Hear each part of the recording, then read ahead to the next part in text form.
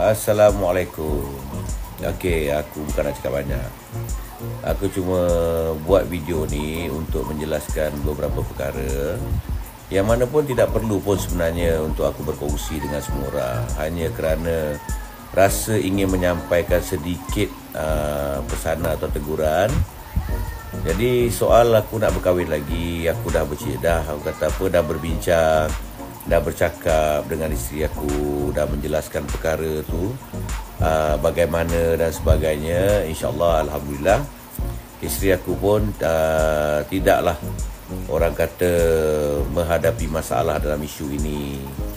Jadi kepada kawan-kawan ataupun orang-orang yang melihat di luar, satu pesanan dan nasihat aku, tak perlulah sampai nak mengapi-ngapikan isteri aku untuk berpisah dengan aku, okey? Sebab aku tak rasa aku ada buat perkara yang salah dalam hal ni. Dan Alhamdulillah aku tetap juga mengambil pandang, mengambil berat atas apa yang isteri aku suarakan. Jadi sebaiknya lah, sama ada korang suka ke tak suka, terima ke tak terima, doakan je lah perkara yang baik-baik. Mudah-mudahan segala perkara yang baik-baik juga akan kembali kepada korang. Okey? Assalamualaikum. Anda suka video di channel ini, boleh juga tekan butang like dan share di media sosial yang lain. Terima kasih kerana setia di sini.